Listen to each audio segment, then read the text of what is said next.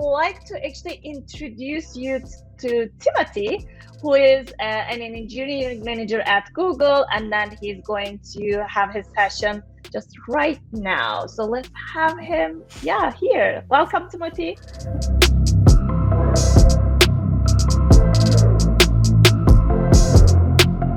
I guess the stage is mine now. So I believe my screen is shared. Can you see it? There we go. Hey. All right. So hi, my name's Timothy James. I'm an engineering manager at Google. I work on the Vertex AI product, and we have built this over the last few years. We're very excited to be releasing it and working with it.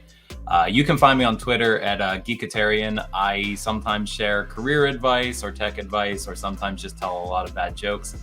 I apologize in advance because I will probably make a few off of the cuff today. But let's go ahead and jump into this conversation, which is going to be all about no-code, low-code development, ML development using Vertex. I kind of wish I had gone before Sarah, because I think Sarah is like the sophisticated developer to my big dumb manager. And I am probably a little past my days of writing a lot of code. So the idea of no code or simple code, really, it appeals to me quite a bit. So just before I get started, if you want to follow along with the slides, you can access them at gr1.me/devfest. The slides are available, gr1.me/devfest. You should be able to take a look at those and follow along at your leisure.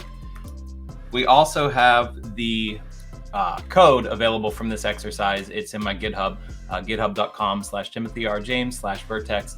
You can follow the code as well.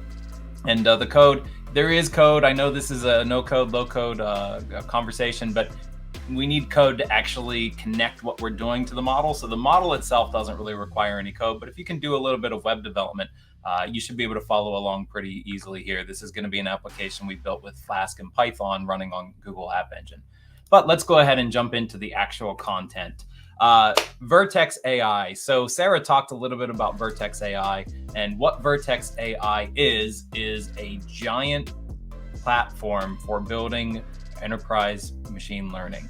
So you can build models, you can deploy models, you can scale your machine learning operations. We have the ability to take pre-trained models. You can use custom models. You can host your models. We have a lot of different features available in the platform, and it's growing every day. We're adding more and more features to it just about every couple of weeks. So one of the things that you can do with Vertex AI is you can manage your data. So Vertex gives you the ability to upload data. You can have images, you can have videos, you can have text data. There's a whole lot of different operations you can perform here. And you can upload the data to Vertex, and then you can use a variety of tools to actually build your models.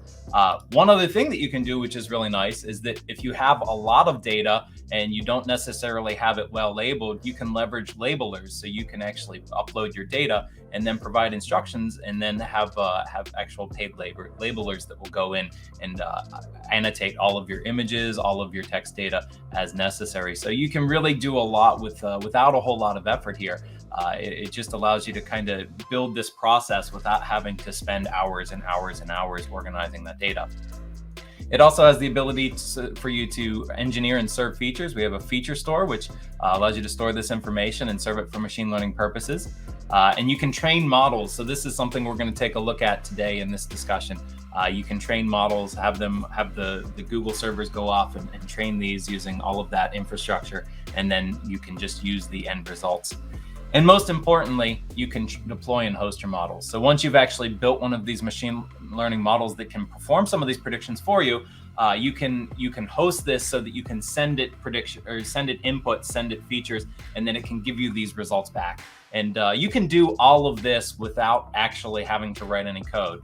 So let's take a look at AutoML and how we can actually leverage this. AutoML allows you to train and host a model with no code. So you can take, for this example, we're going to get into how we can build a image classification model. So we're going to give it some images, and we're going to say, hey, these are a certain type of image, and these are a certain type of image, and we want it to be able to predict what kind of images it's seeing in the future.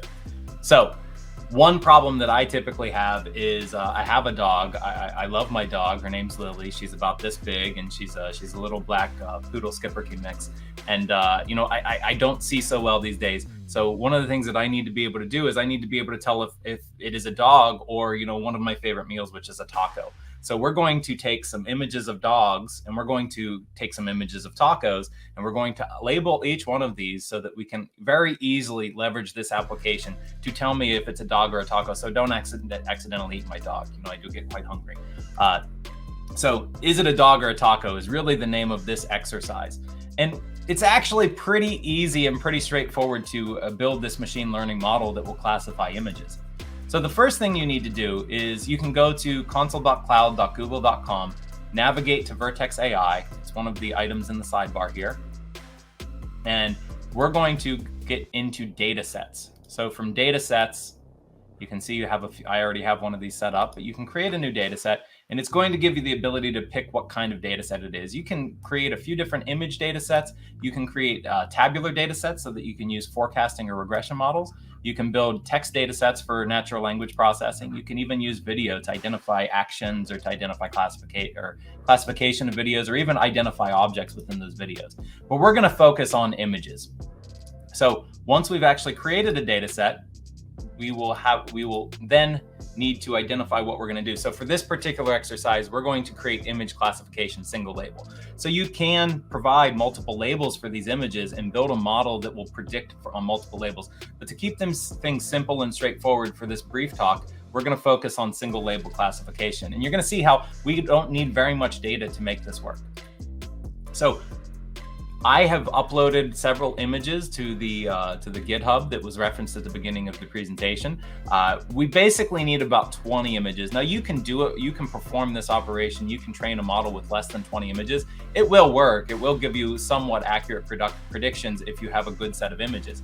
But if you want to just take a bunch of images and throw it into this application, I would recommend at least 20. The more images you have, the better, but you don't want to go too crazy because you don't want to spend all of your time managing these images and you don't want to spend all of your time training a model on these images. So for this particular exercise, 20 images is probably going to be good for our tacos and 20 images for our dogs.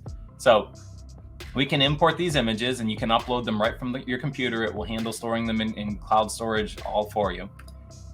And once we have the images in, we're going to need to label our data. So in my data set, I have several dogs and several tacos, and you can see that I've got these already labeled. So you can see there on my, some of these are tacos and some of these are dogs. And all I have to do is click one of these and assign a label to it.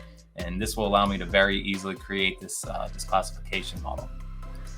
So I assign these labels, I have to create the labels, I have to assign the labels to each one of these images, and you can select many of these together so that you can very easily assign a label to many images. One thing that I've done in the past is I'll upload a bunch of images, I'll add a label to all of those images, and then the different images that I have, I'll upload all of those. I can click on labeled, I can see all the images that don't have a label then, and I can label all those. So you can do this very quickly. Once I have my images labeled, and you can see I've got all my taco and dog images here, all I have to do is click this train a new model button. If I have these images, I click this train new model and it's going to give me the options. And this is pretty straightforward. It's going to work pretty well out of the box. I don't have to change any of these original parameters. I can just say, this is the data set I'm using. This is the set of annotations that I'm using. And I can select a few of the details, but I don't really need to do any of that for a simple demo. And then 8 node hours is actually going to be enough. It's going to be enough to train this pretty effectively. Now, this isn't free. There are several ways to get credits or, like a start on Google Cloud. But, messing around with this and dealing with the development and training, I think overall between the 7 or 8 times I used it, it ended up spending like $50 or $60. So, like I said, not free, but it's also not terribly expensive as well. So if you want to try some experimentation, especially if you have like a student GCP credit. So once you start training, it's going to take a bit of time. It's not going to take you 8 hours. It should not take you 8 hours, but it will take a little bit of time. In my case, my model trained in about 28 minutes. So, you have to wait, but you don't have to wait those 8 hours because you're doing a lot of parallel processing there. So once you've trained your model, you can deploy the model. So when we have a model trained, we can take a look at that in our Vertex suite as well. So let's take a look at our model. And you can see, you can inspect various properties around its recall, its precision. and you can adjust your confidence threshold. Though for this particular, we're doing basically one or the other. This is a binary classification, so we don't have to get too crazy on our confidence. And you can take a look at the confusion matrix as well. Now, once you deploy the model, you can actually take advantage of sending it requests. So the really nice thing about the Vertex deployment is we have an endpoint, one of these, it's basically a hosted container that's going to allow us to receive these requests. And you actually get that code right in line here. So you can take a look at how to set this up. And this whole process of opening up the Cloud Console, it's really nice because you have this Cloud Shell. So that's already got the development tools installed. Once you're in Google Cloud, you click this button, and then this is really a step-by-step process. You don't have to install the SDK, it's already there. You run the authorization, you create this little bit of code, you take your image and you encode it as base64, which you can do with like OpenSSL or a few other tools. And then you just run this request via curl. But we're going to take that particular data and we're going to use that in a web application. So once this is deployed, which takes a few minutes, one compute node should be plenty. We don't need to go crazy here. This is going to be good for testing. The sample request, it'll tell us all of our different code. There's also Python code as well. If you want to take a look at the Python code, that's just right here. And there's a whole set of code that you can use. There's a sample in GitHub. You can run this pretty easily. Okay, so let's get into App Engine. This session's not focused on App Engine, but App Engine works pretty well for quick application deployment, especially if you're already in the cloud platform. You can build all of this right in the cloud platform, right in the Cloud Shell. So App Engine is a web application environment. You can build very scalable services very easily. The quick start is pretty simple. You could take the code that I've given you and basically just deploy it. So you could do this pretty quickly. So this application is built using Python and Flask. Python, common programming language. Flask is a web application framework that allows us to serve these requests. So it's actually just a few pieces. We have some code for managing a form. So the first thing that we need to do to actually make one of these predictions is we have to be able to say, hey, let's allow the user to upload a file. So if we take a look at our code, we can actually see what this looks like. We've got some basic code here to just take the file, provide a file upload. We have to make sure that it's multi-part form data, and then we can submit that to our App Engine code, our Python App Engine code. So here's a bit of code. What this code will do, this is Python Flask code for taking that input, that HTTP request input, grabbing the file, converting that to base64, and then we just save it. We store it in our cloud data store. It makes it a really easy way to just save that file and retrieve it later. So this little bit will allow us to populate that image in line. And if we take a look at our code, we can see. Just, here we go. So this is going to allow us to receive that particular file. We can use built-in Python modules to encode it as base64. And then we save it to our data store, and then we can provide the access to this file when we're all done. The next step is just some JavaScript code. So again, this is actually mostly copied and translated from this REST request. And again, this is right in your endpoint. It'll give you this within the Cloud Console. We need to identify where we're sending our requests. You need to know your project and your endpoint. You need to have the location of your API, and then you just send a fetch. You take advantage of the fetch API in JavaScript. You send this out to the URL. You provide an authorization token, and I can show you can actually use that just using the cloud utilities. And this goes off and sends. And then you receive a prediction. So the prediction is going to be a JSON response. We can process that response. We can convert it to a JavaScript object. We can check to make sure that everything is good and that we are actually getting the response we expect. And then we just identify what that is. So we get a prediction. So let's take a look at this. Once we've run this, and I've got this built and deployed, so we can very easily test what we've built here. So this is telling us this is probably a taco. That sure looks like a taco to me. So let's take a look at some examples. Do we know if this is a dog or a taco? Well, the first thing I want to do is I'm just going to generate my authorization token just so I have it. I didn't get into actually sharing that, but this is straightforward. If you're a web developer, you should be able to pass this along. So the first thing I'm going to do is I'm going to pick that image that I just took a look at. We're going to upload that. We'll call this we actually won't even give it a taco name. We're going to call this file 1 so that we can show that there is nothing here that's going to identify that this is actually a taco. We'll paste in our authorization token, and hopefully, we're doing this as a live test. Hopefully this will work and I won't run into any problems. And there we go. So we got our response. This is probably a taco.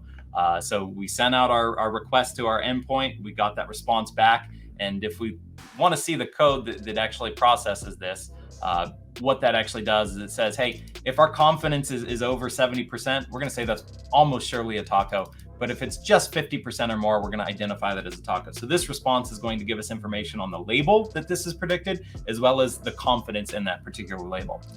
So that one, that's a taco. Okay, so let's try another example here. We'll go back to the slides. We'll pick the, okay, that's definitely a dog. Nobody would question that. But, again, I'm getting older. I'm losing my eyesight. Maybe I can't actually pick that out. So let's try this one. We'll pick file 2 here, and we're going to say this is file 2, and we're going to use that authorization token. And hey, that's probably a dog. Okay, so far we're 2 for 2. Now let's take a look at another example.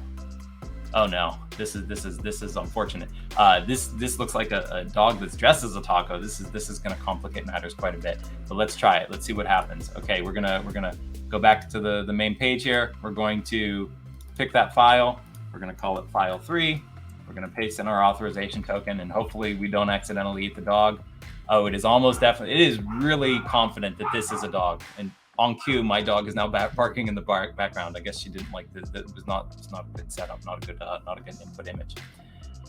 So with Vertex AI, you can create these powerful ML models very easily with no code. The ML part of this was really no code at all.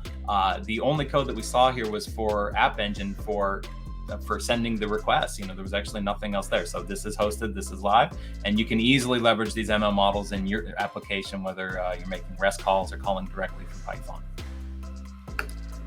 Okay, so that's my time, I believe. I think I'm just about out of time. So let's take it back to the beginning and see, make sure everybody can see the link to the presentation. If you want to come back and take a look, or you want to take a look at the code, all of those links are here. So thank you so much, Timothy. And then actually, maybe we have some questions here that I can ask you. So I'm going through all of the questions. Okay, one, Rohit is asking, how can we label on a large data of image? Suppose if we have 10,000 images of dogs and cats and we have to label, so can we have to label one by one, or we can automate that process? So that's a really interesting question. I think there are a couple of approaches to this. One is if you already know that they're if you already know what they are. If you have a folder of dog images and you have a folder of cat images, I would just upload all of the dog images, label, select everything and label them all as dogs, and then you can do the same for cats. Just select unlabeled images, and you can do that very quickly. So that's one. That's if you already know what your labels are. Now, we all know you may not have that information. You may have to actually look at these images. So one other option, if you have the money to pay for this, is you can upload this and ask for ask for human labelers to look at your images and identify which ones are dogs and cats. And that's cost effective, but it's not exactly free. The other thing you can do is you can take a smaller sample. You could take, say 100 dogs and 100 cats, and then you could leverage you could build a model and then use that to label the rest of your images. Now, that may not be perfect, but what that gives you the ability to do is you're probably going to be right 80, 90, maybe 99% of the time. So then it's just a matter of validating, which is going to work a lot faster than trying to create these labels one by one. So I think that there are some ways to automate that process. 10,000 is a lot, but 10,000 is probably more than you would need for, just something.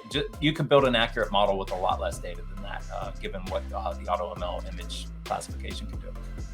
Perfect. Thank you for answering. And then the other question is, can you show us the algorithms that the model uses? I'm not a technical person. I'm kind of relying on you right now. No, that's fine. I actually don't know off the top of my head. I believe that is available. That is available in the documentation. It will talk about some of the different models. I would have to look that one up, though. I don't know it off the top of my head. I just know that if you use it, it works pretty well. But the specific algorithm that's there, I don't know if that's exposed, but I believe that if it is, it's in the documentation. Okay, perfect. So one more question, which is not related to, I guess, the session, but maybe in general you can give an idea. So Okay. he says, like, can anyone confirm, is it possible to switch from full stack developer to data science? I mean, lots of things are possible. So I think it's a good question. In my mind, the first thing you should do as a developer is get really good at one thing. I think that if you want to be a Java developer, go out and be the best Java developer you can be. If you want to be a JavaScript developer, if you want to be a Python developer or Ruby, learn everything you can about that one particular language, because then you learn the nuance and the specifics of solving problems, of writing algorithms, of building solutions. And once you've mastered that in a particular language, it's actually pretty easy to switch from domain to domain. I started my career in consulting, and I worked in publishing for a while. I worked in telecommunications. I spent some time in defense contracting. For a couple of years, I worked as an algorithmic trading expert in capital markets, which I'm not really sure how I fell into that particular role, but I did.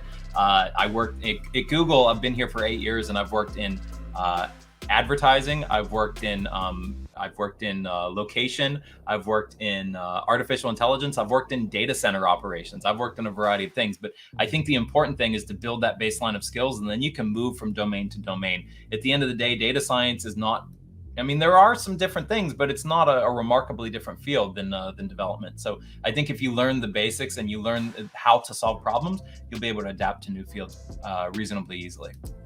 Perfect. Thank you for answering that, general question. So one more actually question which came up like during Sarah's session too. Mm-hmm. So maybe this one, like security questions, does Vertex AI?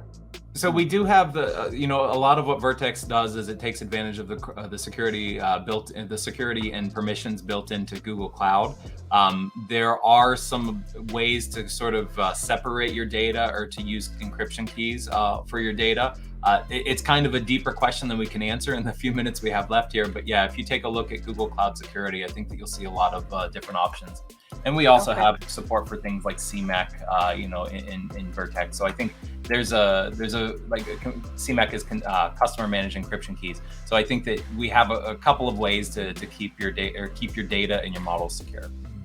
Perfect. Thank you. And then I guess this is the last question, but data science is a needed one for data analysts? Well, I mean, it's really interesting. I think that the field of data science it has a lot of different elements. I've seen people who are remarkably good at it, and you just use spreadsheets. And there's actually a book called Data Smart, and it's all about how you perform sophisticated data science using just spreadsheets. And I'm a big spreadsheet fan. I think most problems are probably spreadsheet problems, as opposed to like very complicated scaled systems problems. But I don't know that you necessarily need to be a sophisticated machine learning developer to be a data analyst. I think that there are a lot of different spots on that ladder that you can fill. So I would take a look at just trying to leverage data to understand situations, try to leverage data to solve problems. And I think that gets you a lot of what you need to be in that field. Perfect. So this is another question about like getting a job. Is it hard to get a job like in automation? It's hard, they say, Bangladesh. How can I pursue career by learning cloud engineering / DevOps? Yeah, I can't comment on the job market in Bangladesh, unfortunately. We live in a remarkable world right now. When I was younger, if you wanted to learn how to be a software engineer or any of these things, you needed an expensive computer, you needed books, you needed someone to guide you through the process, you needed to pay for compilers. Compilers used to be expensive. Nowadays on YouTube, there's a dozen different free code tutorial sites. Through all of these, whatever it is you want to learn, if you do a search, you're going to find millions of resources to teach you how to do it. So my suggestion is the only way to do this stuff is to just do it. The only way to learn it is to just do it. So you sit down and you figure out, like I teach a class on App Engine, and I tell my students, come up with the dumbest idea for an application that you can think of and go build it. And that process will teach you what it's like. And that process, going from zero to an actual live application, a live full-featured application, that'll teach you all the different pieces. So for cloud engineering, go build something and host it in cloud. Go take a look at Quick Labs. Go take a look at YouTube tutorials. the power to do these things is pretty accessible these days. And you can do it all from a $99 Chromebook. You can do it all from you can do it in the library. You don't even need a computer. And that's one of the wonderful things about cloud development, is that you don't actually need hardware. You can use somebody else's, not only to do the job, but to learn it as well. Perfect, thank you. And last question, maybe. I like these questions, like for cross-platform, integrations. Can we integrate Vertex AI with Flutter apps? You sure can. I mean, anything that you can send REST requests from, you should have a pretty easy time doing that. So, for example, I didn't use a JavaScript API to build this app. Like, I just built this sample this morning, actually, but I didn't use a JavaScript API to do it. I just took the REST information that's built in there, and I translated it to JavaScript. And I know that you can do similar things in Flutter, in Dart. And, just about every language out there has some means of sending these REST requests. So you should be able to leverage this particular functionality in whatever language you like. Perfect. Thank you, Timothy. We have other questions. So I think you shared already how they can contact you, like online, maybe. Yeah, I'm on Twitter. Not. Okay, you're on Twitter. Perfect. Okay, on Twitter you can find Timothy for more questions. And thank you so much again, for joining us today, Timothy. And then enjoy the rest of your day. Hopefully you enjoyed the session too. Thank you. Have a good one. Thanks for having me. Okay. Bye-bye.